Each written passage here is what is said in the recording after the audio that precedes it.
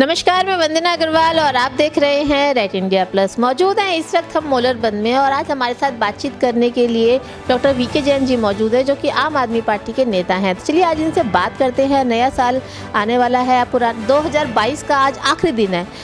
2023 को लेकर doctor VK Jain के क्या व्यूज़ हैं, आज उनसे जानने की कोशिश करते हैं। सर, सबसे पहले स्वागत है रेट इंडिया प्लस। मैं भी आपका और आपके चैनल का जो है स्वागत करता हूं। सर, 2022 की आज आखिरी शाम है। कल 2023 की नई शुरुआत, नए साल के रूप में लोग उसे मनाते हैं। आपके क्या क्या व्यूज़ रहेंगे, किस नज़र से आप 2023 को देखेंगे, क्या तैयारियां नए साल में आपकी है? देखिए, मैं नए साल में आपको, आपके चैनल को, दिल्ली वासियों को, सभी मित्रों को बहुत बहुत शुभकामनाएं देता हूं और मैं भगवान से ये प्रार्थना करता हूं कि ये नया साल जो है वो सभी के लिए बहुत खुशहाल लाने वाला हो।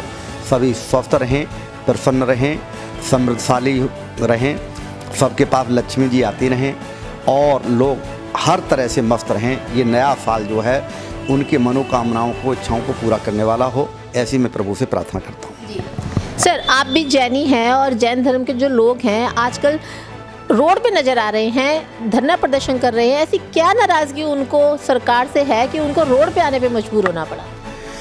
देखिए, सबसे बड़ी बात यह है, ये भारतीय जनता पार्टी की जो सरकार है इसने जैनों के साथ विश्वासघात किया है। विश्वासघात शब्द मैं इसलिए इस्तेमाल कर रहा हूँ कि हमारे समाज का बहुत बड़ा हिस्सा, यदि मैं ये कहूँ कि 90% जो है समाज जो है भाजपा को समर्थित करता है, तो ये कोई अतिशयोक्ति नहीं होगी। और सबसे बड़ी बात यह है कि हमारे जो मुनि हैं, विद्यासागर महाराज जी, भैर सागर महाराज जी, उन मुनियों के सानिध्य में बैठ कर के जिन लोगों ने भारतीय जनता पार्टी के लिए काम किया, उनके आशीर्वाद से काम किया है और सरकार पार्टी जीतने के बाद बनाई है, वो लोग आज जैनों के ऊपर कुठाराघात कर रहे हैं।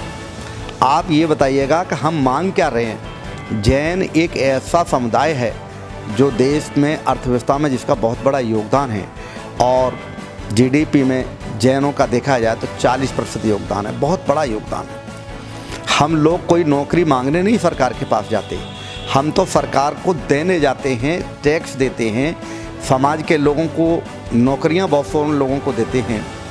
और ऐसी स्थिति में हम केवल एक ही चीज़ तो चाह रहे हैं कि हमारा धर्म है और हमारा सबसे बड़ा तीर्थ है शिखर जी, जो झारखंड में स्थित है, पार्श्वनाथ रेलवे स्टेशन के पास। उस जो है शिखर जी के साथ कोई छेड़छाड़ न की जाए, यानी उस पर्वत पर केवल जैनों का एकाधिकार है। वहाँ हमारे 24 में से 20 तीर्थंकर मोक्ष गए हैं और जो इतनी पावन भूमि है हमारे लिए, जैसे कहते हैं हिंदुओं में कहा जाता है कि सारे तीर्थ बार बार और गंगा सागर एक बार। हमारे यहाँ कहते हैं सारे तीर्थ बार बार और शिखर जी एक बार। इसी तरह से मुसलमानों में मक्का मदीना की जो स्थिति है, वही स्थिति जो है जैनों में शिखर जी की है। शिखर जी के बिना जैन अधूरे हैं। एक तरह से अगर हम कहें कि शिखर जी जैनों के प्राण हैं, शिखर जी के बिना जैन जो है प्राणहीन हैं, तो ये अतिशयोक्ति नहीं होगी। सरकार को इस पर गहन मंथन करना चाहिए और हमें ज़्यादा जो है हमारी परीक्षा नहीं लेनी चाहिए। जितना जल्दी हो जल्दी से जल्दी जैन लोगों की इस इच्छा को, धार्मिक इच्छा को पूरा करना चाहिए। और वहाँ से जो पर्यटन उन्होंने घोषित किया है, सच्चाई की बात यह है, सरकार घुमा रही है। जब वहाँ पर भाजपा की सरकार थी तब वहाँ नोटिफिकेशन के लिए प्रस्ताव आया और केंद्र सरकार ने उस नोटिफिकेशन को स्वीकार किया।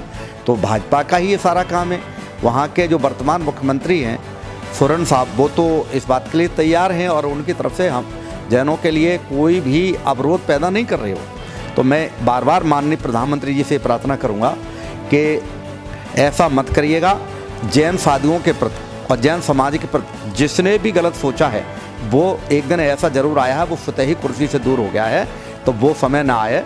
हम भाजपा का निरादर नहीं करते, उसके खिलाफ नहीं है।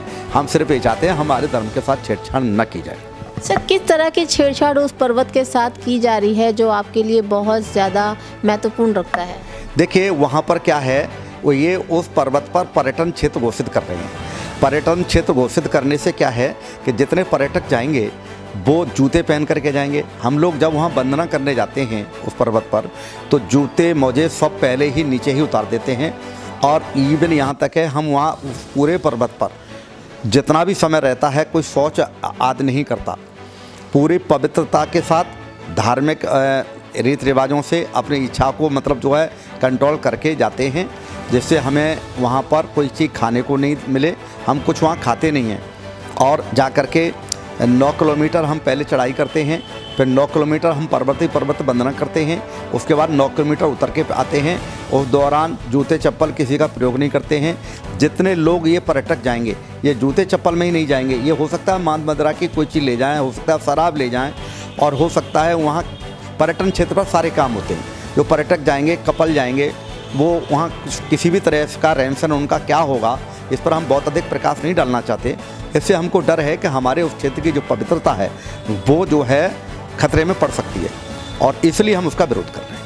सर, अगर आप लोगों के इस विरोध पर सरकार ने कोई आप लोगों को समर्थन नहीं दिया, कोई एक्शन नहीं लिया, तो आप लोगों का अगला कदम क्या होगा? देखिए, जैन समाज अहिंसक है। हम जियो और जीने दोनों में विश्वास करते हैं। महात्मा गांधी ने अहिंसा के बलबूते पर इस देश को स्वतंत्र करा लिया था। पहले तो हमें ये पूरा भरोसा है कि यही सरकार, भाजपा की सरकार, हमारी बात को सुनेगी और हमारी बात को मानेगी। यदि ये नहीं मानेंगे तो इनका बुरा वक्त होगा, क्योंकि हम मुट्ठी भर जरूर हैं, लेकिन हम एक बात बता दें, ये मुट्ठी भर जो हैं देश में अर्थव्यवस्था के ही मामले में नहीं, सभी मामलों में इनका एक बहुत बड़ा महत्व है। ये बुद्धिजीवी समाज है हमारा, और सरकार के चलने के दिन आ जाएंगे, क्योंकि हमारे मुनियों का और हमारे जैन समाज का जिसने भी निरादर किया है उसका इतिहास उठा करके देख लीजिएगा। वो आज तक कभी भी जो है सत्ता में पुराने लौटने के लिए भी तड़पते ही रह गए हैं। और हो सकता है ये जाने वाले किसी भी तरीके से हों, लेकिन बहाना जो हमको मिल रहा हो, तो ऐसा नहीं होना चाहिए। हम नहीं चाहते कि भाजपा सरकार का जाए। हम तो ये चाहते हैं कि हम किसी का बुरा भला जानते ही नहीं हैं। हम तो जियो और जीने दिनों में विश्वास करते हैं। हम तो चाहते हैं हमारे तीर्थ के साथ जो पवित्रता है, उसकी पवित्रता के साथ किसी भी प्रकार का छेड़छाड़ न की जाए, और उससे जिस तरह से हमारे मन में जो आस्था है, हमारी आस्था के साथ खिलवाड़ न की जाए। सर, राहुल गांधी की यात्रा पर क्या कहेंगे, जो उन्होंने कन्याकुमारी से स्टार्ट करी, कश्मीर पर जाके ख़त्म होंगे। अभी हाल ही में दिल्ली में भी आए थे, किस नज़र से आप उनको देखते हैं? देखिए, ये उनका व्यक्तिगत मामला है, और कांग्रेस जो है काफ़ी नीचे चली गई है, तो कांग्रेस को उठाने के लिए यात्रा तो राजनीतिक ही है, लेकिन फिर भी मैं ये बताता हूँ कि उनका जो रास्ता है वो बड़ा अच्छा है, और वो भारत जोड़ो के नाम पर जो है यात्रा कर रहे हैं। तो पिछले दौर में ऐसा हुआ है, यहाँ बुलडोजर संस्कृति आई कि कोई कानून नहीं, कुछ नहीं, किसी ने उनकी बात नहीं मानी भाजपा की लोगों की। तो जहाँ जहाँ उनकी सरकारें थी उन्होंने सख्त एक्शन लिया, चाहे वो गलत लोग थे। लेकिन किसी भी गलत व्यक्ति को अगर दंडित करना है तो उसके लिए कानून का देश में शासन है, न्यायालय है, न्याय के रास्ते से इसको दंडित किया जा सकता है, और ऐसा सरकार ने नहीं किया। तो बीच में ऐसा लगा एक समुदाय विशेष के लोगों के लिए कि कल को हो सकता है किसी को दबाया जा रहा हो। आज कल को मुस्लिम को दबाएंगे, फिर जैनों को दबाएंगे, फिर सिख को दबाएंगे, फिर पारसी को दबाएंगे। ये चीज़ नहीं होनी चाहिए। देश में होना क्या चाहिए, सबको समानता का अधिकार मिलना चाहिए, सभी के धार्मिक स्थल सुरक्षित रहने चाहिए, सभी को अपने अपने धर्म को, अपने अपने पूजा स्थलों को, अपने अपनी पूजा पद्धतियों को सुरक्षित रखने का अधिकार होना चाहिए। सभी स्वतंत्र हैं अपने अपने धर्म को मानने के लिए, ये चीज़ होनी चाहिए। सेकुलर कंट्री का मतलब ही ये है।